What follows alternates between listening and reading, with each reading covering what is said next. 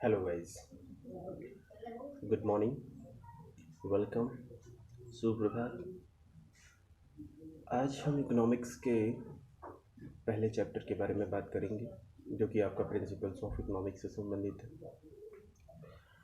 Principles of economics में आज हम इंट्रोडक्शन के जो चैप्टर है, प्रथम चैप्टर है, उसको हम कवर करेंगे। इस वीडियो के माध्यम से आप सभी को इकोनॉमिक्स के पहले चैप्टर के बारे में जो संपूर्ण जानकारी है वो मिलेगी। इसमें पूरा एक्सप्लेनेशन सहित दिया हुआ है। आप आराम से इसको ध्यान से पढ़िएगा तो आपको आसानी से समझ में आ जाएगा। वैसे मैं कोशिश पूरी करूंगा कि आपको पूर्ण एक्सप्लेनेशन के साथ आपको वीडियो सपोर्ट कर सकूँ। चलिए शुरू करते हैं। बेसिक प्रिंसिपल्स जो होते हैं ना, 10 प्रिंसिपल्स है ना, 10 principles of economics, 10 principles of economics. यहाँ पर आपने ये जो चित्र देख रहे हैं ये हमारी इकोनॉमिक्स से संबंधित है, जिसमें इसमें किसी भी चीज़ कितनी भी सारी चीज़ें जो दिख रही हैं वो सभी लगभग लगभग इकोनॉमिक्स से संबंधित है। देखिए, इकोनॉमिक का मतलब क्या होता है? हमारी अर्थव्यवस्था, हमारी अर्थव्यवस्था। अर्थव्यवस्था में जब भी कभी हम बात करते हैं तो सबसे पहले हमें ये देखना पड़ता है कि हम हमारी इकनॉमी में क्या चल रहा है। मीन्स कितना प्रोडक्शन हो रहा है, कितनी डिमांड हो रही है, कितनी सप्लाई हो रही है, कि और कंज्यूमर की इनकम क्या हो रही है, कंज्यूमर का और जो फैक्ट्रीज़ हैं उनके इनकम कितनी हो रही है, उनका कंजप्शन कितना हो रहा है, उनका प्रोडक्शन कितना हो रहा है। ये सारी चीज़ों को हम ध्यान देते हैं इकोनॉमी में। ठीक है, तो पहला वर्ड हमारा लिखा हुआ है, पहला इकोनॉमिक के बारे में इंट्रोडक्शन दिया गया है। The word economic comes from the Greek word. जो शब्द इकोनॉमी है वो ग्रीक वर्ड से लिया गया है। कहाँ से? ग्रीक वर्ड से आया है। From one who manage a house hold. मतलब कहने का तात्पर्य है कि एक व्यक्ति वो अपने हाउस होल्ड को कैसे मैनेज करता है, दैट इज इकोनॉमी। मीन्स कहने का तात्पर्य है कि एक घर चलाने वाला व्यक्ति जो है वो किस तरीके से अपने घर के इनकम, एक्सपेंडिचर और जो भी दैनिक चीज़ें होती हैं उनको वो कैसे मैनेज करता है और फिर कैसे वो अपनी जीविका चलाता है और कैसे अपने घर को चलाता है मैनेज करके। That is economy. 10 principles of economy, 10 principles of economy. Then अगर हम बात करें a household and economy, मैंने बताया था एंड अ हाउस होल्ड, एक जो घर होता है वो एक इकोनॉमी की तरीके से फेस मैनी डिसीजंस, और वो कई कितने भी प्रकार के जो डिसीजंस होते हैं उनको फेस करता है, बहुत ज़्यादा। तो सबसे पहला सभी लोग जानते होंगे, आप थोड़ा सा ध्यान करके अपनी जो लाइफ है उसको एनालिसिस करके देखिए और आसानी से आपको इकोनॉमिक्स समझ में आ जाएगी। आपकी जो दिनचर्या है, मीन्स जो डेली टू डेली खर्चे होते हैं, इनकम आती है, कहाँ से लाना है, कैसे खर्च करना है, कितना खर्च करना है, कहाँ पे खर्च करना है और उसी में बचाना भी है। तो इस तरीके से जो आपकी एक्टिविटीज़ होती हैं, इकोनॉमिक एक्टिविटीज़, उन पर आप थोड़ा सा फोकस करके देखिए, आसानी से आपको इकोनॉमिक समझ में आ जाएगी, बहुत आसानी से समझ में आ जाएगी। पहले हु विल वर्क, कौन करेगा काम, कौन करेगा, ठीक है। Then what goods and how many of them should be produced. What goods means कैसा गुड्स, कैसा उत्पाद जो होगा, कैसा प्रोडक्ट होगा, कैसे, है ना। And how many of them should be produced, और कि कैसे इसको प्रोड्यूस किया जाएगा और कितनी मात्रा में प्रोड्यूस करना चाहिए। ये हमारे पास एक प्रश्न होता है ना, कितना खर्च होगा, कैसे आएगा, कौन करेगा, है ना, लाइक दैट। उसके बाद में लिखा हुआ है what resources should be used in production. उत्पादन के दौरान कौन कौन से रिसोर्सेज ज़रूरत होनी चाहिए, कौन कौन से रिसोर्सेज होने चाहिए जिसकी वजह से हम अपने प्रोडक्शन को प्रोड्यूस कर सकते हैं, अपने उत्पाद को प्रोड्यूस कर सकते हैं। क्लियर? देन अगर हम बात करें at what price should be the goods be sold.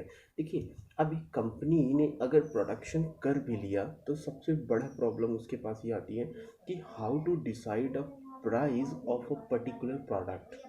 Okay, तो एक प्रोडक्ट को हम कैसे उस कितना प्रोडक्ट प्राइस होना चाहिए और कितने प्राइस पे उसे हम बेच सकें, है ना? सबसे बड़ी चीज़ ये होती है, क्योंकि अगर प्राइस ज़्यादा होगा तो कस्टमर को प्रॉब्लम होगी, है ना? और अगर कम होगा तो कंपनी को प्रॉब्लम होगी। भाई अगर कम होगा तो सीधी सी बात है कंपनी को नुकसान होगा, और अगर ज़्यादा होगा तो कस्टमर हमारे पास नहीं आएगा। तो यहाँ पर सबसे बड़ी चीज़ ये है, डिसीजन लेना हमारे पास सबसे बड़ी चीज़ पड़ता है कि हम कैसे एक सेटिस्फाइड जो प्राइस होता है उसको रखें, ताकि customer to easy take a product for the consumption, है ना? तो इस तरीके से अगर हम आसानी से अगर इस एक प्राइस डिसाइड कर सकें तो उस प्राइस के माध्यम से हमारा प्रोडक्ट भी बिक जाएगा और कस्टमर भी सेटिस्फाई हो जाएगा। ठीक है, that is 10 principles of economics, है ना? देन अगर हम बात करें तो यहाँ पर लिखा है सोसाइटी एंड स्केर्ड रिसोर्सेज, समाज और उनसे संबंधित जो संसाधन होते हैं। The management of societies resources is important because resources are scared. जो मैनेजमेंट, सामाजिक मैनेजमेंट है, उसको मैनेज करना इतना इम्पोर्टेंट है, क्योंकि क्यों मैनेज करना इतना इम्पोर्टेंट है? क्योंकि रिसोर्सेज की कमी है। some resources are are to be used in the economy। कुछ ऐसे रिसोर्सेज होते हैं जो मिल जाते हैं, कुछ होते हैं ऐसे जो नहीं मिल पाते हैं, है ना? Scarcity means the society has limited resources. Scarcity मैंने बताया ना, स्केर्स लिखा हुआ है, स्केर्सिटी, ये इसका मतलब जो होता है, ये वाला ध्यान से देखिएगा, ये वाला जो शब्द होता है, इसका मतलब क्या होता है? Limited resources in the society. समाज में बहुत बड़ी चीज़ है, समाज में बहुत सारी, बहुत बड़ा समाज है हमारा, और उसमें जो हमारे यूटिलाइजेशन ऑफ रिसोर्सेज हैं वो बहुत कम है ना? And therefore can not produce all the goods and services people wish to have. लोग तो बहुत कुछ चाहते हैं, लोग बहुत कुछ चाहते हैं कि ये भी चीज़ हो, वो भी चीज़ हो, ये भी मिल जाए, वो भी मिल जाए, लेकिन नहीं पॉसिबल है। पॉसिबल इसलिए नहीं है क्योंकि हमारे पास उतने संसाधन नहीं है किसी चीज़ को प्रोड्यूस करने के लिए। जितनी मात्रा में हमारे पास संसाधन अवेलेबल होते हैं, जितनी मात्रा में हमारे पास रिसोर्सेज अवेलेबल होते हैं, उतनी मात्रा में हम प्रोडक्ट और सर्विसेज को प्रोड्यूस कर पाते हैं। क्लियर? अगर हमारे पास संसाधन ही नहीं होते हैं, जैसे लिमिटेड संसाधन होते हैं, तो लिमिटेड संसाधन में हम लिमिटेड सर्विसेज प्रोवाइड कर पाते हैं, लिमिटेड गुड्स प्रोवाइड कर पाते हैं कस्टमर को, है ना? और अगर हमारे पास ब्रॉडकास्ट में रिसोर्सेज अवेलेबल हैं तो हम ब्रॉडकास्ट में रिसोर्सेज अवेलेबल करा सकते हैं। Clear? Okay. Economic is the study of how society manage it's scared resources. अब यहाँ पर ये बताया गया है, economic is the study of society, of how society manage. Economy जो होती है, जो अर्थशास्त्र होती है, वो हमें ये बताती है कि हम अपने समाज को कैसे मैनेज करें, कैसे प्रबंधित करें। मतलब प्रबंधित का मतलब क्या होता है? प्रबंधित का मतलब प्रबंध करना।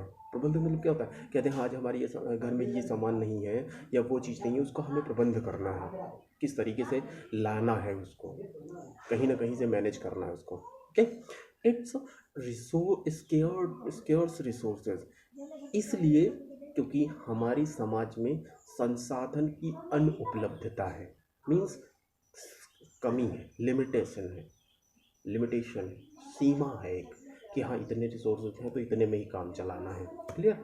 देन अगर हम बात करें हाउ पीपल मेक डिसीजन, लोग कैसे डिसीजन लेते हैं। पीपल फेस ट्रेड ऑफ्स, बहुत ज़्यादा प्रॉब्लम्स को फेस करना पड़ता है।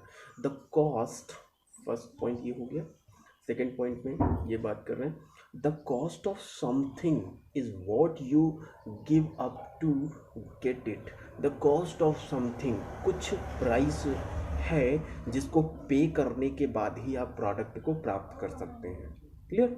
Rational people think at the margin, margin के अनुसार लोग सोचते हैं कि जितनी मार्जिन होगी उसी के अनुसार हम उस प्रोडक्ट को एक्सपेंस कर सकते हैं। People respond to incentives, people जो होता है वो ज़्यादातर करके इंसेंटिव पर रिस्पॉन्स करता है ना?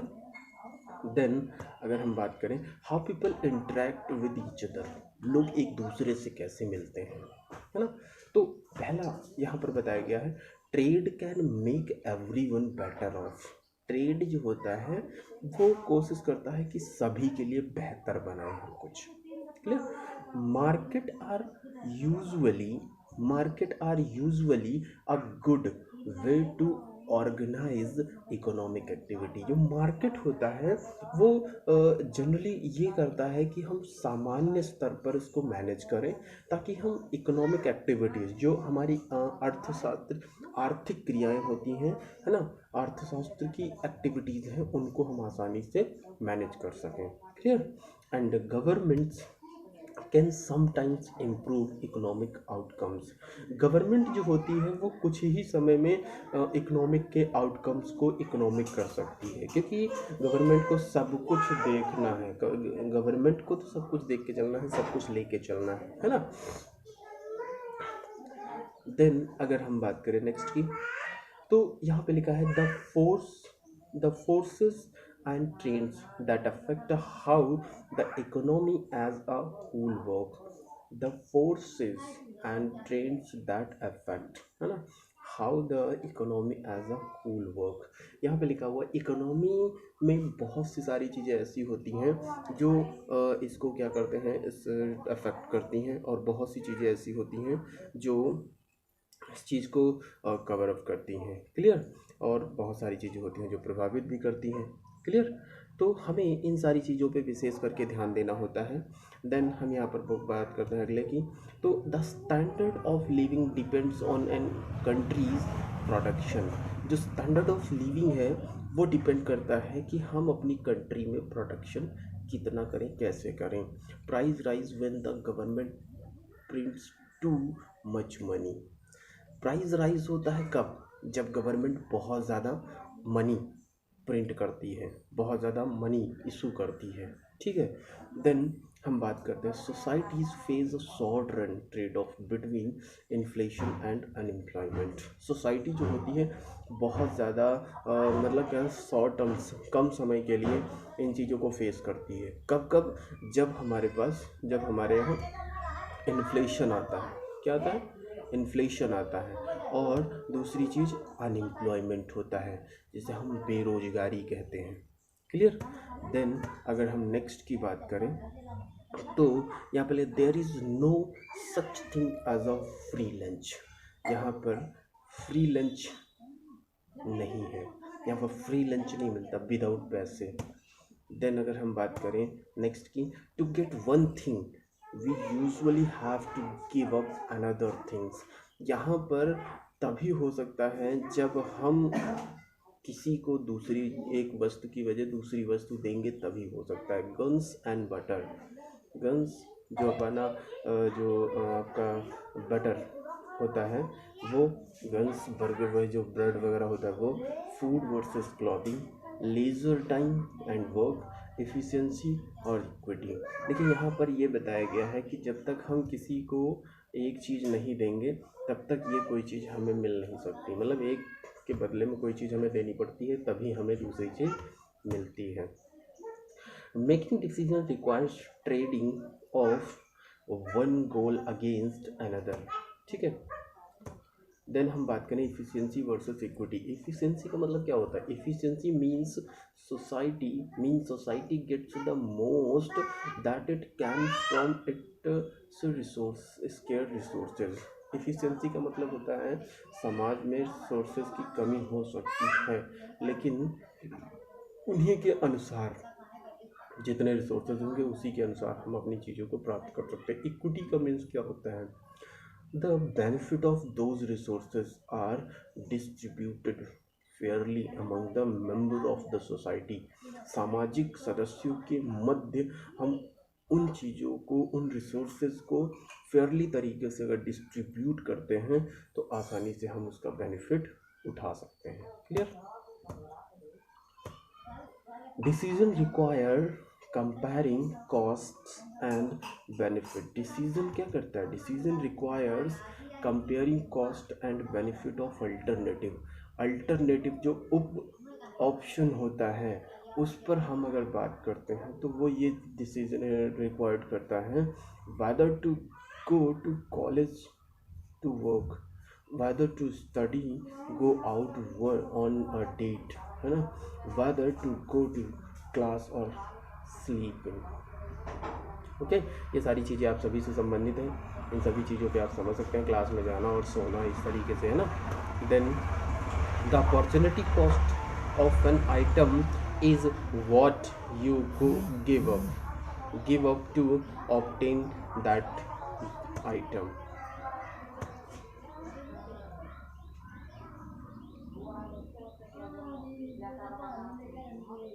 Laker basketball star Kobe Bryant chose to skip colleges and go straight from high school to the pros where he has earned millions of dollars. Marginal changes क्या होता है? सीमांत परिवर्तन जो होता है are small incremental adjustment to an existing plan of action. Marginal changes का मतलब क्या होता है? जो प्लान पहले से चल रहा है उसी में थोड़ा सा परिवर्तन और कर देना. समझ रहे हो आप? जो भी प्लान, जो भी एक्शन, जो भी क्रियाएं, जो भी एक्टिविटीज़ आप कर रहे हैं उसमें आप थोड़ा और चेंज कर देना, दैट इज मार्जिनल चेंजेस. सीमांत परिवर्तन, सीमा मतलब लिमिट परिवर्तन, एक छोटा परिवर्तन कर देना, that is marginal changes. People make decision by comparing cost and benefit at the margin. Margin के अनुसार अगर हम तुलना करते हैं कॉस्ट और इनकम की, तो वहाँ पर हम तुलना करने के बाद डिसीजन एक ले सकते हैं ताकि हमारे पास अच्छा मार्जिन आ सके. Marginal changes in cost or benefit motivate people to respond. The decision to choose one alternative over another occurs when that alternative's marginal benefits exceed its marginal cost. Marginal cost अगर exceed करती है तो हमारी जो benefit का criteria होता है वो भी बढ़ जाएगा. People gain from their ability to trade with another. People gain from their ability to trade with one another. Competition result in gains from trading. Competition, प्रतियोगिता जो रिजल्ट देता है वो गेन करने के लिए हमें बहुत सारी चीज़ों को फेस करना होता है ट्रेडिंग में. Trade allows people to specialise in what they do best. Trade जो होता है वो ये अलाउ करता है लोगों को कि वो क्या स्पेशल, क्या बेस्ट दे सकते हैं. A market economy is an economy that allocated resources through the decentralized decision of many firms and households as they interact in markets for goods and services. Household decide what to buy and who to work for it. Household ये बताता है कि क्या decide करना, क्या खरीदना है और कौन करेगा ये काम. मतलब कौन खरीदेगा और कौन ये ऐसे काम करेगा. Firms decide who to hire. Firm decide करता है कि कौन हायर करेगा एंड व्हाट टू प्रोड्यूस, और कौन इसका उत्पादन करेगा. इन लाइनों पर विशेष ध्यान दीजिएगा. ये वाली एक ये एंड देन सेकंड ये, इस पे आप ध्यान दीजिएगा. अच्छी चीज़ें हम बहुत अच्छे से समझ में आ जाएगा. ऊपर वाली जो लाइनें हैं इनका एक्सप्लेनेशन नीचे 2 लाइनों में दिया गया है. ओके, देन अगर हम बात करें Adam Smith, father of economy, made the observation that household and firm interacting in market act as if guided by an invisible hand. Adam Smith ने कहा है observation that household and firm, एक घर का और एक फर्म का अगर हम ऑब्जर्वेशन करते हैं, एक एनालिसिस करते हैं, then interacting in market act, तो हम मार्केट एक्ट के अनुसार हम ये कहते हैं as if guided by an invisible hand. जो हमें गाइड करता है वो एक अदृश्य हैंड की तरीके से गाइड करता है। पहला पॉइंट इसमें, because house hold and firm look at price. जो हाउस होल्ड होता है वो और फर्म एक प्राइस पर ध्यान देते हैं, प्राइस को देखते हैं। When deciding what to buy, जब डिसाइड करते हैं कि हमें क्या खरीदना है, एंड सेल और क्या बेचना है, they unknowingly take into account the social cost. Unknowingly मतलब होता है जो हम नहीं जानते हैं, take into account the social cost of their action. Social cost of their, तब जाके हम उस पर एक्शन ले लेते हैं, तब हमें ये डिसाइड नहीं हो पाता है कि what to buy and how to sell it, है ना। Then a result as a result price guide decision makers to reach outcomes that tend to maximize the welfare of society as whole। समस्त पूरे समाज को किस तरीके से सारी चीज़ें अवेलेबल हो सकती हैं या सारी चीज़ें हम प्रोवाइड करा सकते हैं और कैसे हमें वहीं से प्रॉफिट मिल सकता है, इन सारी चीज़ों को डिसाइड करते हैं। क्लियर। देन अगर हम मार्केट फेल्योर की बात करें, मार्केट फेल्योर का मतलब होता है कि जब कोई मार्केट में फेल हो जाता है। फेल का मतलब क्या होता है? फेल का मतलब होता है कि अगर वो मार्केट में बिजनेस कर रहा है तो बिजनेस करने के बाद में अगर उसकी बिजनेस नहीं चलता है या limited of resources, square of resources की वजह से उसकी प्रॉब्लम हो जाती है। ठीक है, देखिए इसमें लिखा भी है, occurs when the market fails to allocated resources efficiently.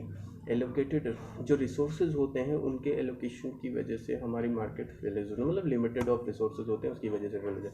When the market fails, government can inter one two promote efficiency and equity. जब मार्केट फेल हो जाती है, जब मार्केट का फॉल डाउन हो जाता है, तो गवर्नमेंट इंटरवेंट करती है कि उसकी एफिशिएंसी और इक्विटी को प्रमोट किया जाए, मतलब बढ़ाया जाए, ताकि वो भी मार्केट में स्टे होकर अपना काम कर सके। Clear.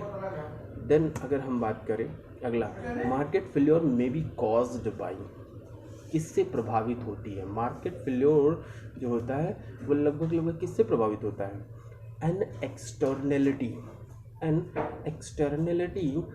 Which is the impact of one person और फर्म्स। ये एक व्यक्ति और एक फर्म को कैसे प्रभावित करती है? Action on the well being of the bite standard. जो हम डिसीजन लेते हैं, एक्शन लेते हैं, उसके अनुसार ही हमें ये प्रभावित करता है। मतलब जिस तरीके से हमारे पास अवेलेबिलिटी होती है उस तरीके से हमारी ये प्रभावित होती है, ये हमारे ऊपर इम्पैक्ट होते हैं। Market power which is the ability of single person, जो एक सिंगल व्यक्ति की एबिलिटी होती है, और a firm to unduly influence market price, वही तरीके से आपकी मार्केट पावर होती है। स्टैंडर्ड ऑफ लिविंग, जीवन जीने का जो स्तर होता है वो मे be measured in different veg, उसको हम कई तरीके से मेज़र कर सकते हैं। बाय कंपेयरिंग पर्सनल इनकम, अगर हम पर्सनल व्यक्तिगत इनकम की तुलना करें तो हम आसानी से स्टैंडर्ड ऑफ लिविंग को मैनेज कर सकते हैं। By comparing the total market value of nation production का मतलब होता है राष्ट्र में जितना उत्पादन हो रहा है उसकी मार्केट वैल्यू को अगर हम कंपेयर करें टोटल मार्केट से अगर हम कंपेयरिंग करते हैं तो आसानी से हम अपने स्टैंडर्ड ऑफ लिविंग को मेजर कर सकते हैं। Clear. Then almost all the variation in living standard are explained by the difference in countries productivities, है ना। And productivity is the amount of goods and services produced from each hours of a worker time. Productivity जो होती है वो खास करके आपको इन सब चीज़ों पे विशेष आपका जो ध्यान होता है वो केंद्रित करने की कोशिश करती है कि इनको बेहतर तरीके से आप समझ कर तभी कोई ना कोई डिसीजन लें। Then standard of living may be measured in different ways. ये स्लाइड डबल हो चुकी है। इसके बारे में हम लोग एक बार पढ़ चुके हैं, है ना। फिर भी देख लो दोबारा, रिवीजन के लिए हो जाएगा अच्छे से, आराम से। Inflation in an increase in the overall level of the price in the economy. One cause of inflation is the growth in the quantity of money. When the government creates large quantity of money, the value of the economy, value of the money falls. And then the Phillips curve illustrated the trade-off between inflation and inflation and inflation and unemployment. Employment, it's short run trade off. ये जो होता है, आप यहाँ पर curve देखिए, इंगित हो रहा है। इस कर्व के अनुसार आप देख लीजिए जो भी है, यहाँ पे फिलिप्स कर्व के बारे में बताया गया, ठीक है। और ये हमारा अनएम्प्लॉयमेंट है और ये हमारा इन्फ्लेशन है। देखिए, जब मुद्रास्फीति होती है तो मनी की वैल्यू जो होती है वो कम हो जाती है ना, और प्राइस की वैल्यू जो होती है बढ़ जाती है, प्रोडक्ट बढ़ जाता है, ये सारी चीज़ें बढ़ जाती हैं, तब इन्फ्लेशन होती है ना। देन समरी, अब पूरी जो वीडियो है उसकी समरी हम यहाँ पर बात करेंगे। When individuals make decision they face trade off among the alternative goods. जब वो एक अल्टरनेटिव प्रोडक्ट के उसको फेस करते हैं तो डिसीजन लेना मुश्किल हो जाता है। जैसे यहाँ पर अगर हमें पिज़्ज़ा मिल जाए, हमें ज़रूरत पिज़्ज़ा की है और बर्गर भी मिल जाता है, तो यहाँ पर दो चीज़ें अल्टरनेटिव में है, मतलब एक ऐसा ऑप्शन है जिसको हम आसानी से बाई कर सकते हैं, टी और कॉफ़ी की ले लें, है ना। तो यहाँ पर जब दो ऑप्शन होते हैं, दो प्रोडक्ट होते हैं, तो डिसीजन लेना थोड़ा सा क्रिटिकल होता है। और अगर एक सिंगल प्रोडक्ट है तो हम आसानी से डिसीजन लेके तुरंत उसको बाई करके यूज़ कर सकते हैं। Then the cost of any action is measured in terms of foregone opportunities, है ना। जो cost of any action होता है उसको मेजर करने के लिए हम जो अपॉर्चुनिटीज़ होते हैं, फॉरगन अपॉर्चुनिटीज़, मतलब जो पहले की जो अपॉर्चुनिटीज़ होती हैं उनको भी हम भूल जाते हैं और जल्दबाजी में। Rational people make decision by the comparing marginal cost and marginal benefit, and then people change their behavior in response to the incentive they face. जब वो इंसेंटिव को ध्यान में रखते हुए किसी चीज़ को बाय करते हैं तो उनका जो बिहेवियर होता है, व्यवहार जो होता है, दृष्टिकोण जो होता है अपने प्रोडक्ट के प्रति, वो चेंज हो जाता है। ओके, तो trade can be mutually beneficial. Trade जो होता है वो म्यूचुअली बेनिफिशियल होता है हमारे लिए, है ना। Then market are usually a good way of the coordinating trade among the people, and government can potentially improve the market. Government जो होती है वो धैर्यपूर्वक मार्केट को क्या करती है, इम्प्रूव करती है। Outcomes if there is some market failure और if the market outcome is inequitable होता है ना। देन हम अगर बात करें productivity is the ultimate sources of living standards. Money growth is the ultimate source of the inflation and society faces a short run trade off between inflation and employment. Okay, thank you. ये जो videos हैं यहाँ पर आप सभी ने इन सभी जितनी भी समरीज दी हैं हमने आपको, जितनी भी वीडियोस में जितनी सारी चीज़ें हमने डिस्कस की हैं उन पर आप विशेष ध्यान दीजिएगा। क्यों? क्योंकि ये सारी चीज़ें आपके लिए बहुत ज़्यादा हैं, इम्पॉर्टेंट है। वैसे हमने जितना भी मतलब कंक्लूज़न पूरा निकल पाया है उतना हमने पूरा एक्सप्लेन कर दिया है, ठीक है। तो इस तरीके की और सारी वीडियो पाने के लिए हमारे चैनल को सब्सक्राइब करते रहिए। नेक्स्ट जो चैप्टर है हमारा वो हम आपके सामने बहुत जल्द लेके आ रहे हैं। Thank you so much.